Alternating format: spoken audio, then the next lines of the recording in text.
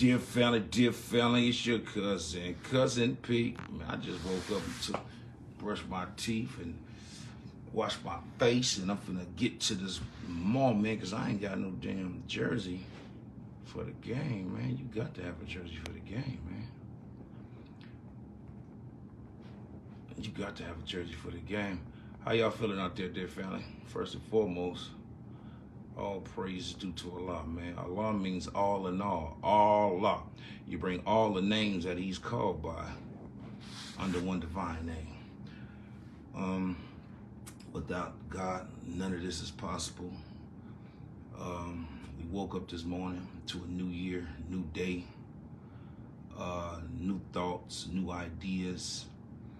But this says faith is there without works. So it's very important that whatever resolution you made for yourself, you take charge of your post and all temple property in view.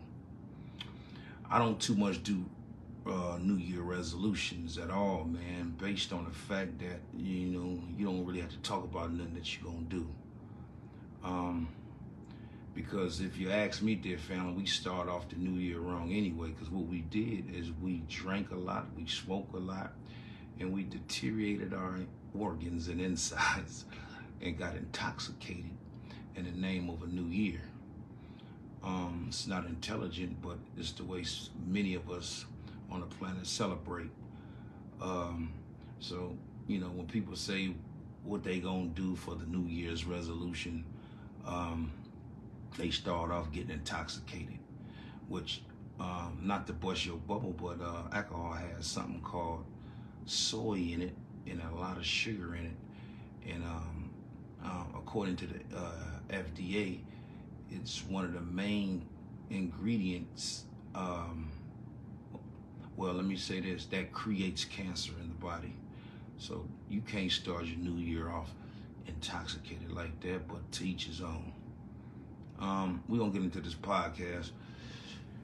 All right, quick, I'm looking out my window, getting ready to go to that mall, because I ain't got no, I need me a 49ers hat, or I need me a 49ers jersey when I go to this Raiders 49ers game with the family members. Today is a new year. Today is a new day. But mortgage is due, rent is due, PG&E is due, water, cable, garbage, insurance is due. There's a lot of things due, dear family. There's a lot of things still due. Property taxes is coming up. It's a new day, man, but we still got to be pushing, is my point. We still got to be focused on the goal at hand, still being responsible, still being committed to things that are in our best interest, and we move forward. I'm gonna start this podcast, man. I'm gonna speak on the importance of friendships inside of relationships. Far too often, relationships are destroyed by the lack of knowledge, the lack of love for self,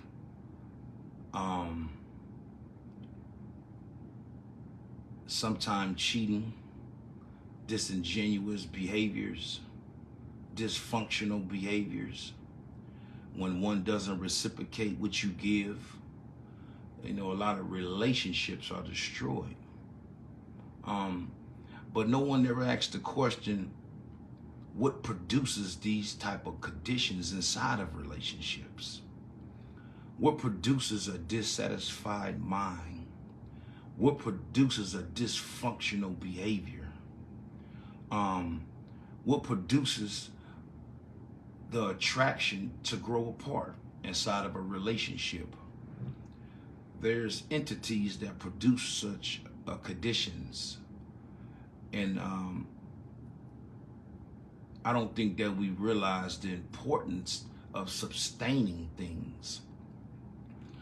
You know, when we go to work, some of us go to work, some of us own our own businesses. The word sustain and maintain is vital attributes that we have to carry on in order to maintain or sustain what we have or what we got going on. And when we're unable to balance a book, balance our money, the scriptures say a fool and their money shall part. Some of us become careless because we don't know how to maintain the money. We don't know how to sustain the money, make the money make money. We live, some of us, check to check. And unfortunately, we put ourselves in a position to lose everything. So in all things, we have to be able to sustain and maintain and be very, responsible, you know, to ourselves and our responsibilities. And the word responsibilities, you have the word respond. We have to be able to respond to circumstances. We have to be able to respond and meet what we have signed on to do.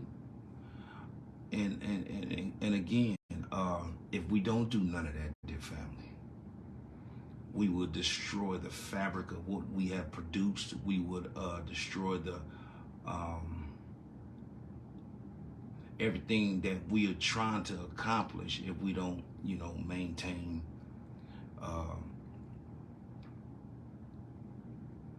strike that. Let me say this. In relationships,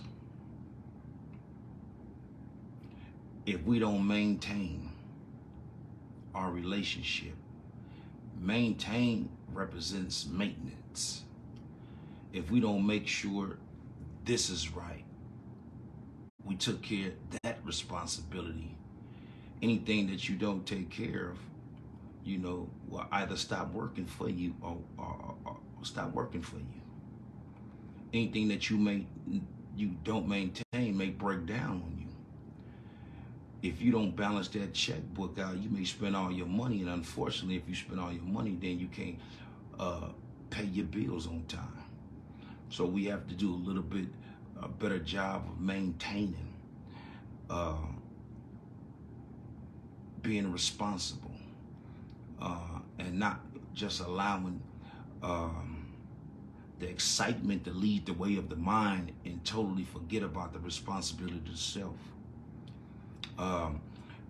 In relationships, friendships are very important in relationships. I'm gonna say that again, dear family. Friendship is very important in relationships because the relationships hold many titles. You have a daughter and mother relationship, a father and daughter relationship, a father and son relationship. You have a mother title, you have auntie title, a cousin title, a partner title. We have all these titles, but under that title, you have to have friendship in order to sustain the relationship, period. And the word relationship is the word relate. You have to be able to relate to one another to have a beautiful friendship that would last forever. There's many times we have a lot of family, you know, and by the title of I'm your cousin, yeah, but I see you once a year. By blood, we're cousin, but by faith, we're nothing because I don't know you. We don't have no friendship. Just because you're my cousin and I don't, you know, and I don't have a relationship with you, you can't call me and ask me for $10,000. You can't call me and ask me for, I don't know you. And so the importance of friendship in all relationships is the actual heart and the heartbeat to sustain and maintain any and all relationships that you have. Because all of us have our favorite uncle, our favorite auntie, our favorite cousin. You know, we all have these favorites, and that's only based on the fact that we have a friendship with them. Our friendship represents a bond. A friendship represents a commitment, a reciprocated energy that we give, we support, we strive together to be better. And when you have friendship on one accord, you know, statistics say it's going to work out. Far too many times in relationships, they depart because you have no friendship. You have no friendship. You irritated with one another. You don't like one another. One is doing more than the other. One feel depleted. One feel unappreciated. And that's because it's unbalanced. And you haven't came to the table and talked about responsibility to one another. You haven't came to the table and recommitted to something that you started 3 to 4 or 5 years ago. You know, it's always good to restart. You know, restart. You know, but you always want to get to the finish line. But ain't nothing wrong with backtracking and going back that you may move forward. Did you know scientists always have to go back when they come with a hypothesis and they're doing something in science? They go back and read all their notes and bring back all that information to move forward in the process. And they make progress. So that in relationships, if you don't have a friendship in your relationship, it's not going to work, dear family. Friendships are the most important thing. And I wanted to stress that. Friendships, man. But, you know, oftentimes you become so irritated with one another where you forget about being a friend to one another. You know, and a lot of times people, you become friends with someone and someone want to take your friendship into a relationship, which is fine. But friendship is, to me, if you get the friendship down packed, you could never go wrong in the relationship. Because the relationship commits you to a certain standard. I have to do this. I have to do that. I can't do this. I can't do that. And you begin to feel yourself confined and trapped in a bubble because you're unable to expand and be yourself and let, you know, live the life that God afforded all of us. And because when you get into a relationship, some people become insecure, some people become jealous, and some people become all these attributes of draining energy, you know what I'm saying, to the fact that you don't know how to be a friend no more. I can't say you don't know your place. Your insecurities is destroying the fabric of our friendship. You know what I'm saying? And then people grow distant from one another. And so in relationships, when you don't have a friendship in them, people that has dissatisfaction step outside the relationship looking for that which they can't get in the relationship from somebody else. And that's why in relationships, you could be in a relationship, but the person is getting along with somebody outside the relationship because they know how to be a friend to the individual. They know how to listen. They know how to not judge. They know how not to be insecure. They allow the person to be themselves, and that's the most important thing, man. And I could never stress that enough. That's the most important thing in a relationship, is allowing an individual to be themselves. Because one thing, when you do that, you allow yourself to watch an individual, and you will know the person's morals. You will know the person's values. You will know how the person thinks. You'll know so much more about the individual. But some of us always want to destroy. It's either you destroying the friendship, trying to create a relationship, or you in a relationship without a friendship. I want to say to all y'all, dear family, the importance of a beautiful relationship, even if you're growing into that, is mastering your friendship.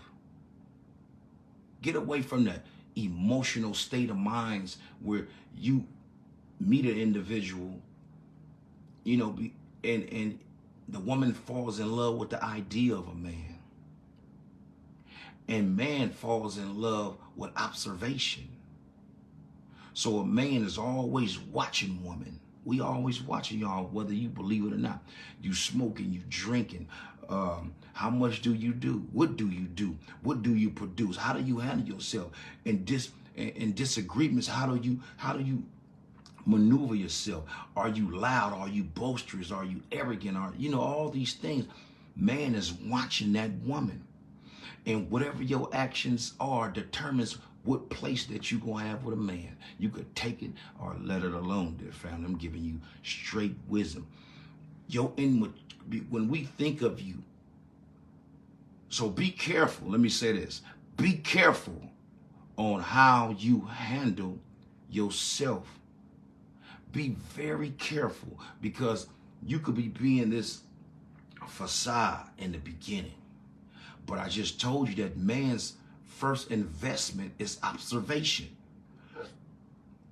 And over a protracted period of time, you'll start falling off, and we'll start noticing things about you that we didn't see before. And for a man, it's easier to let go of a situation than it is for a woman. Because a woman deals more with her emotional state of mind. She's the second coming of God. You know what I'm saying? The Honorable Elijah Muhammad teaches, when you see he teaches that heaven lies at the footstep of a woman. And heaven represents peace. But he said, if you want to know the woman, if you want to know who God is, study the woman. Meaning the love that God has, because a woman stops her life and takes on the man's life. She stops all her desires, wants, and needs, and she takes on the man's desire, wants, and needs. That's why I've never, ever, in any situation that I've been in since I've matured, after 26 years old, dictated or told a woman what she can and can't do. Hell, she the second coming of God. I would never stop the path of what God has to offer her, because she may be on the path to cure disease. She may be on the path, and I'm just a channel that she have to come through. So I've never tried to ever dictate anything. I let a woman be who she is. But friendship, dear family, is very important. If you don't have no friendship in your relationship, it's gonna fail. I'm talking to the brothers too. If you're not friends with your significant other, or the one you say, the one you chose,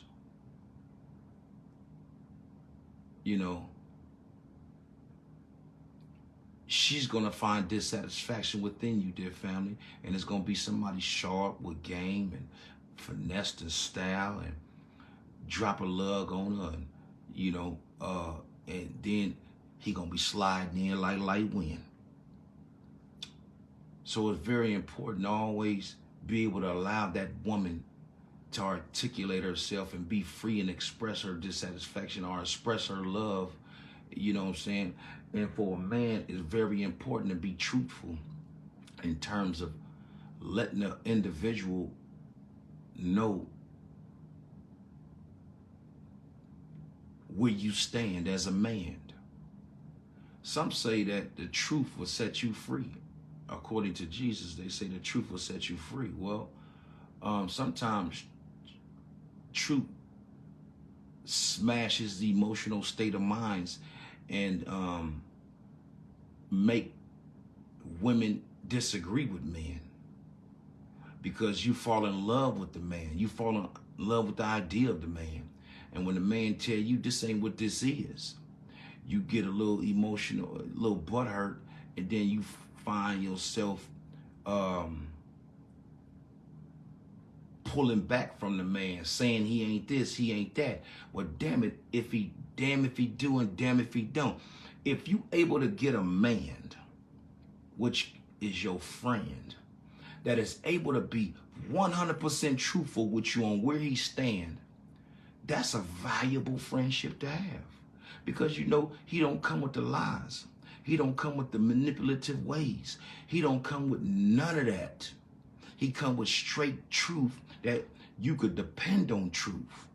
So when the man say something, you know he gonna stand on it.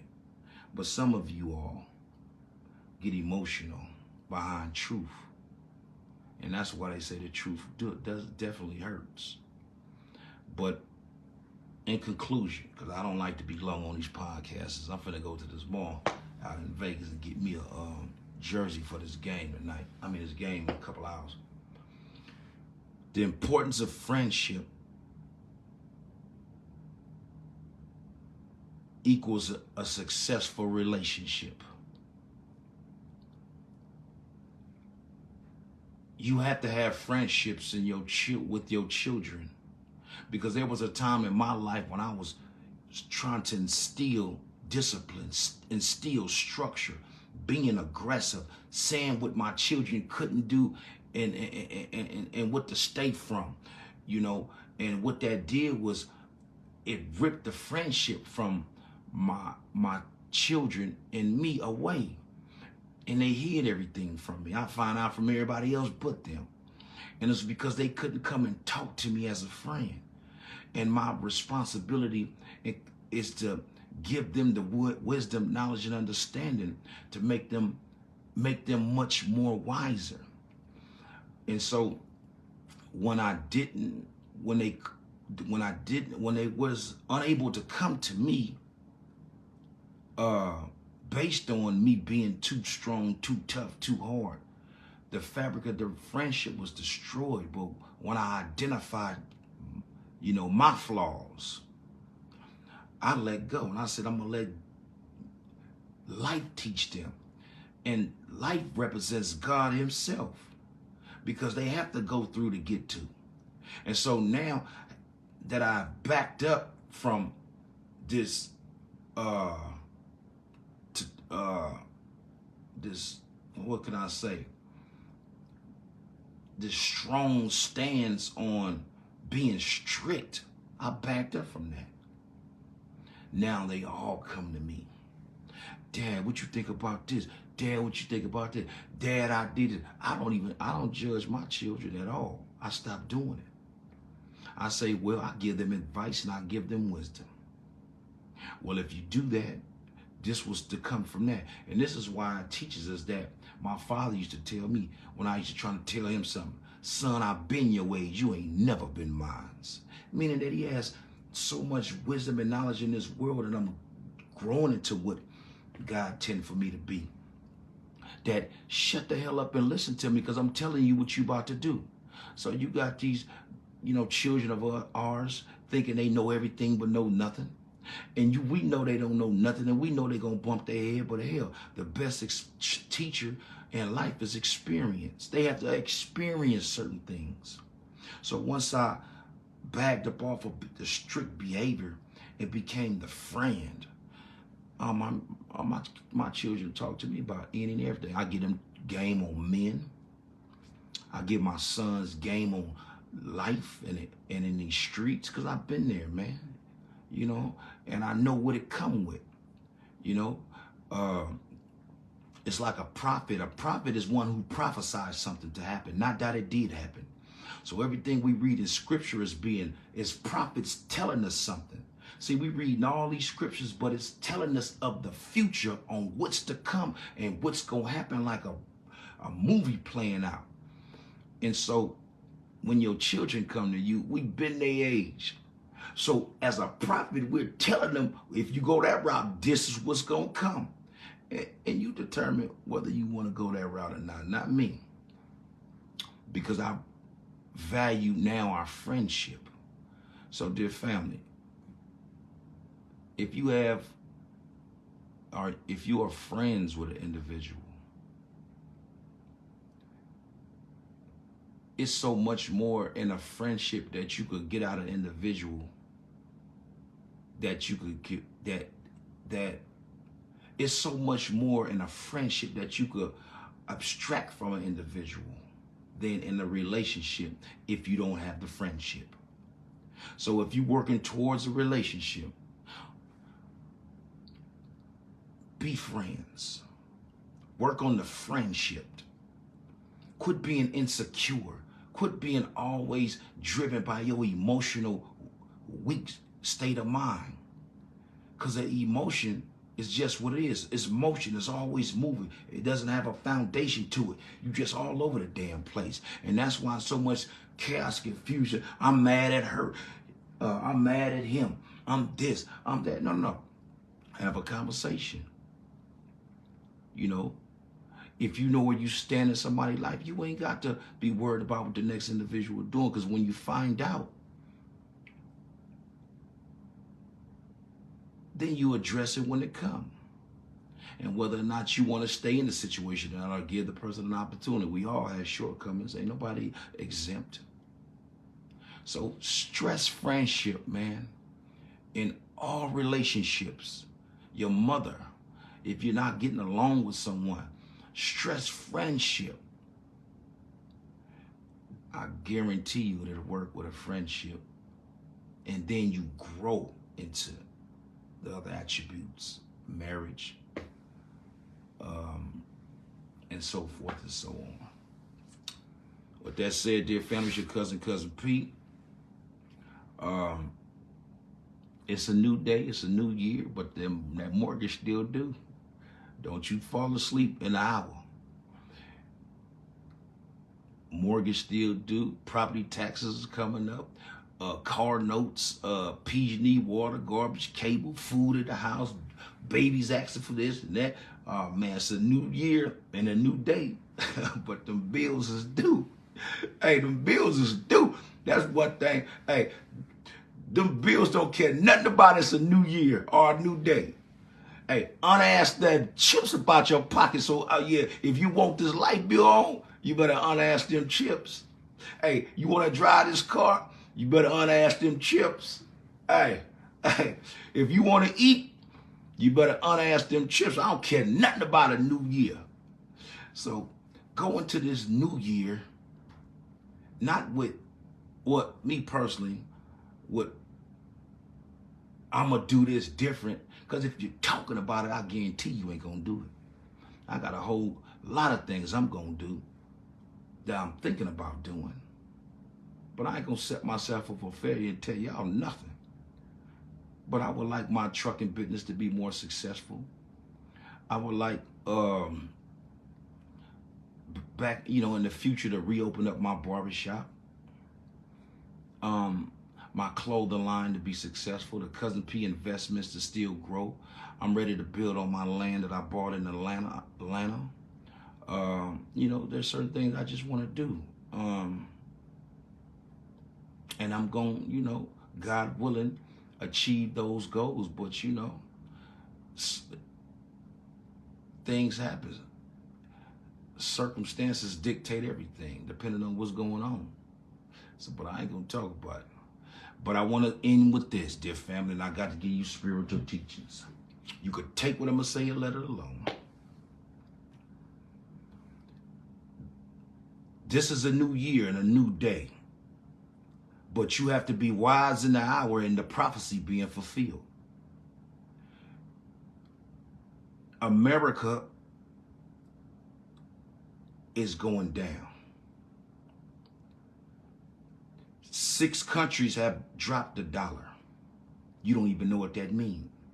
When you talk about this Russia fight and Ukraine fight and China and all this, you better know what's going on around you, or you're going to be the dumb fool, the irresponsible fool with no friendship with the rest to this world to understand. You have to understand what's going on. Do you see the weather? The Honorable Elijah Muhammad teaches, first Jesus said that somebody named Elijah will come. I want you to go read Matthews, because if Jesus is talking about a man coming after him, what do you keep waiting on Jesus for? And he said, a man is coming after me. He said, I must go expediently so the Comforter could come. And he will lead you into all truths. Go study scripture yourself and quit having this preacher teach you, because the preacher doctrine, and no disrespect, but in order to teach us, he has to get okayed by the U.S. government. Here's a people that destroyed us for the lack of knowledge, took our name, our heritage, our culture, took 66 books out of the scripture and gave us King James Version, which is a small portion. And did you know that King James was a slave owner and he did his version of what he suggested for the people? But we take all this information and we base it on our truth. See, we got half of the writing. And this is why Jesus is very important. And that's why Jesus said, when you see me, you see the Father. What do Jesus mean by that? When you see, he said, Jesus said, don't worship me. Worship him who sent me. He's talking about a higher being. He said, when you see me, you see the Father. That's based on an example. If you see my son, and my son is in full submitting his will to do my will to be successful in this life, you're going to say, damn, you look like your daddy. Damn, that's your daddy. Everything you smell, you look like your daddy. You dress like your daddy. You act like your daddy. When I see you, I see your daddy. That's what Jesus is saying. When you see me, you see the Father. But you have to submit your will to do the will of who? Jesus? That ain't what he said. He said, do the will of the Father. So you definitely have to be very wise in this hour to know that America had a doom date. This world had a doom date. And it says that when you know there's wars and rumors of wars, know that they end. But this is just less time. This is just less time for Satan on our planet. And when you see the world, if you see the condition of the world, and this is the world, there's a condition in this world all over the planet. And there's a mind controlling the world. Who is that mind? When you equate that with the condition, and we living in hell. But there's a mind that's putting everybody in hell. There's a mind that's causing so much injustice around the world. There's a mind that's destroying the people with food, water, everything. That's who Satan actually is. That's who was with some people. And those people right now is considered the synagogue of Satan. In the last days, God said he will use weather. And he will start destroying a mystery Babylon on all 4 corners. Are y'all hearing about things on the East Coast? Did you see the weather on the East Coast? Did you see the weather on the West Coast? Did you see the weather in the Midwest? Are you looking at the weather? God is working.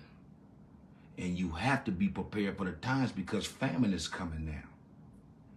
You know, you got to stock up. Things that you have to do. You have to have friendships in all walks of life. And that's why I keep talking about you have to be friends. A friendship is more important if you're in a relationship or even striving to be in any type of relationship. Friends is very vital. Because when this hour hit and it's coming and it's and prophecy is being fulfilled, you're gonna have to have the best of friends to assist and help you and guide you through the shadow of the valley of death. Didn't that say that Moses parted the Red Sea? Do you think that he's talking about the physical Red Sea? The physical Red Sea in the ocean? He parted and they walked through. No, the Red Sea represented blood. Because when you're able to walk through this world and you see bloodshed, dysfunction, AIDS virus, all this corruption and disease everywhere, though should I walk through the valley of death. Look at the world. This is the valley of death because we're in a period of time where Satan has to be destroyed in order for the original man to stand up and live. And Jesus' prophecy is parting the Red Sea, and he got through it. And it talks about Pharaoh's army coming after him. A people, God's people. Look at what's going on. That's why you have to be very wise in the hour, intelligent in the hour. You got to stop being so damn emotional and upset and mad because somebody has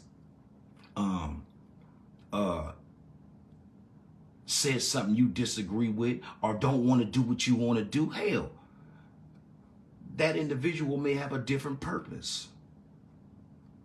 That individual may have a different purpose in his life, and he not on what you on, but he or she could be of a friend to you. Don't destroy your friendship based on what you want in an emotional state of mind. Because you may need these friends, because there are many of us. I call my support system, which is my friendship, my brotherhood, which we all are friends and have a friendship where I could call for advice. I could call about anything I'm going through. And you need friendship because I talk about how to eat to live. Maybe I can help you with something. Don't destroy that. I'm a top soldier. I got people that love me. You may need my assistance. Don't destroy your friendship with me. It ain't always about, what I could give, or as long as it's tangibles to help you. Because it's definitely very hard to come by good, genuine people. And I guarantee you what you say, I ain't dealing with this person no more. I ain't dealing with that person no more. I hope it's not based on the emotional state of mind. It's based on they just not in your best interest in terms of they done something to you. They took something from you. Yeah, you disassociate yourself with them people. But when it pertains to emotional conversation, we can always recover from that. We can always recover from disagreements. We're going to have those. We entitled to those. My opinion, your opinion is different. I salute y'all, man. I'm finna go to this mall and get me a hat for the 49ers game. Hey, man, have a blessed day. I'll tap in with y'all later. Peace. It's your cousin P. I woke up this morning and I didn't do the podcast last night, so I said I'd do it this morning. But I'm finna run to this mall in 45 minutes.